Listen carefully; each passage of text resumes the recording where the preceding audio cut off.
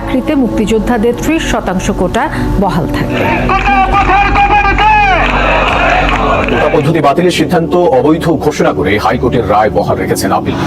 এবার বাংলা ব্লকেট কর্মসূচি, police barricade দেওয়ার চেষ্টা করলে তা ভেঙেই এগিয়ে যায় আন্দোলনকারীরা। কোটা সংস্কার আন্দোলন সমন্বয় করছেন ঢাকা বিশ্ববিদ্যালয়ের এই শিক্ষার্থীরা। কোটা পুনর্বহালে হাইকোর্টের রায়ে 1 মাসের জন্য স্থগিত করেছে আপিল বিভাগ। যত রাজাকারী বাচ্চারা নাতিপুতি হলো মেধাবী, তাই না?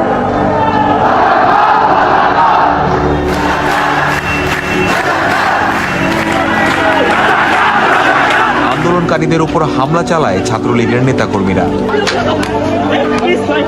আমাদের বোনদেরকে ডিসিজত ওই জায়গায় ছাত্রলীগ পিটাইতেছিল আর প্রতিনিয়ত ঘর থেকে আমরা ধরে নিয়ে আসি। আমরা ফু দিলে 5 মিনিটে টিকতে পারবো। আমি বাড়ি ফিরবো না, আমি আমার শহীদ ভাইদের রক্তের সাথে বেইমানি করবো না।